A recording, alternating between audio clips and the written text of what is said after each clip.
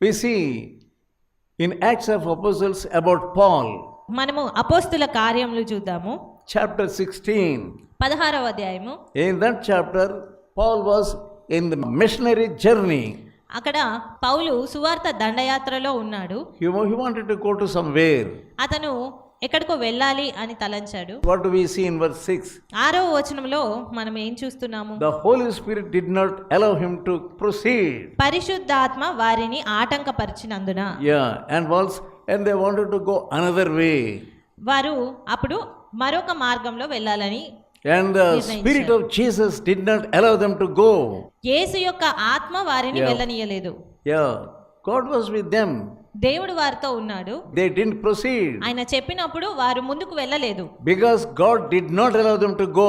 ఎందుకంటే దేవుడు వారు వెళ్ళడానికి అనుమతించలేదు. When you are going to a village, నీవు ఒక గ్రామానికి వెళ్ళినప్పుడు, when you are going to a person, నీవు ఒక వ్యక్తిని కలుసుకోవడానికి వెళ్ళినప్పుడు, when you are going to your known people, నీకు తెలిసిన వారిని కలవడానికి వెళ్ళినప్పుడు, are you asking God's will? నీవు దేవుని చిత్తమును కనుక్కుంటున్నావా? You think they are also religious? నీవు వారు కూడా భక్తి పరులే They are అనుకుంటావు. so good to you. వారు ఎంతో మంచివారుగా నీకు That is ఉంటారు. not Christianity. అది క్రైస్తవ్యం కాదు. Christianity means every item, every step you will be asking God. మనము ఎక్కడ అడుగు పెడతామో అదంతా కూడా దేవుని చిత్తంలో If you ఉండాలి. do not ask the will of God, నీవు దేవుని చిత్తం అడగకపోతే one day you will face disappointment. ఒక దినాన నువ్వు ఖచ్చితంగా నిరుత్సాహంకి గురి అవ్వాలి. God will be grieved. దేవుడు దుఃఖపడతాడు. The Holy Spirit will be grieved. పరిశుద్ధాత్ముడు Bible దుఃఖపరచబడతాడు. says, grieve not the Holy Spirit. దేవుని వాక్యము పరిశుద్ధాత్మను దుఃఖపరచవద్దు అని Are చెప్తుంది. you grieving the Spirit of God? నీవు దేవుని ఆత్మను దుఃఖపరుస్తున్నావా? If you are really grieving the Spirit of God, నీవు నిజంగా దేవుని దుఃఖపరుస్తుంటే repent deeply. లోతుగా Repent పశ్చాత్తాపపడు. deeply. లోతుగా పశ్చాత్తాపపడు. Come to the narrow way. ఈ యొక్క ఇరుకు మార్గమునకు రావాలి. It may be difficult. అది కఠినతరం కావచ్చు. You may be sad, నీకు దుఃఖం but కలగవచ్చు. God will reward you. కానీ దేవుడు నీకు బహుమానం ఇస్తాడు. After your sufferings, నీ యొక్క శ్రమల తర్వాత God will give you glory. దేవుడు నిన్ను మహిమపరుస్తాడు. God will take you into glory. దేవుడు నిన్ను మహిమలోనికి Your తీసుకెళ్తాడు. life will be so happy. నీ యొక్క జీవితము సంతోషభరితంగా And the ఉంటుంది. 9th verse of 16th chapter of Acts. 16వ అధ్యాయము 9వ వచనము. And Paul, he had a vision. పౌలుకు ఒక దర్శనం A వచ్చింది. man came from Macedonia. అప్పుడు మాసిదోనియా దేశస్థుడు ఒకడు నిలిచి, నీవు మాసిదోనియాకు వచ్చి మాకు సహాయం చేయమని తనను Come and help వేడుకొనుచున్నాడు. us. Come and help us. అతడు అంటున్నాడు, మాకు వచ్చి సహాయం చేయు That అని. man was from Macedonia. అతడు మాసిదోనియాకు సంబంధించిన What వ్యక్తి. a clear vision. ఎంత స్పష్టమైన What a దర్శనము, beautiful vision of God. ఎంత అందమైన దర్శనము. God will lead you దేవుడు నిన్ను నడిపిస్తాడు. because He loves you. ఎందుకంటే ఆయన నిన్ను He ప్రేమిస్తున్నాడు wants కాబట్టి. to use you. ఆయన నిన్ను వాడుకోవాలని If you చూస్తున్నాడు. do not go in the way of His will, నీవు ఆయన చిత్తంలో వెళ్ళకపోతే your life will be destroyed. నీ జీవితం నాశనం Your family will be destroyed. నీ యొక్క కుటుంబము నాశనం అయిపోతుంది. Don't be in hurry. త్వరితగతిన వెళ్ళాలి అని అనుకోవద్దు. Wait. వేచి చూడండి. Somebody asks you, ఎవరో అడుగుతారు నిన్ను, come.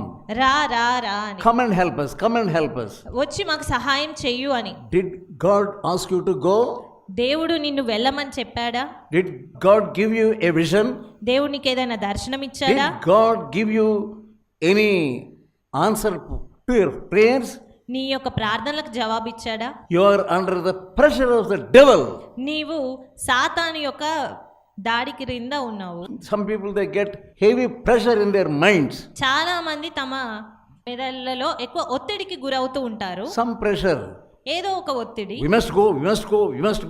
వెళ్ళిపోవాలి అని. That is the devil forcing you to go.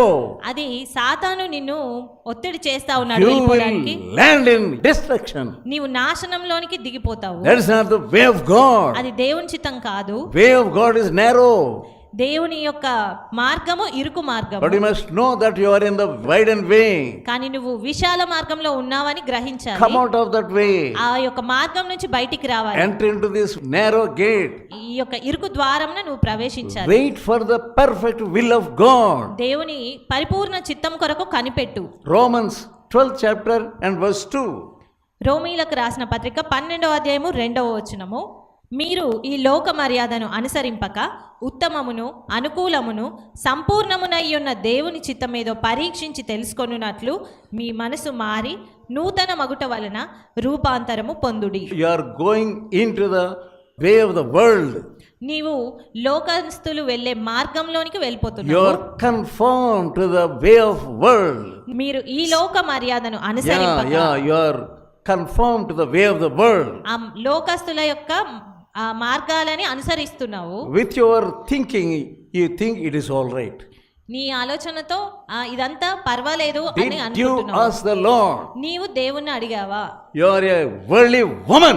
నీవొక లోకానుసారమైన You స్త్రీవి. are a worldly man. నీవు లోకస్తుడవు. You don't fear the word of God. నీవు దేవుని వాక్యంకు భయమే లేదు నీకు. You don't fear the presence of God. దేవుని సన్నిధి అంటే భయము You లేదు. don't have the fear of God.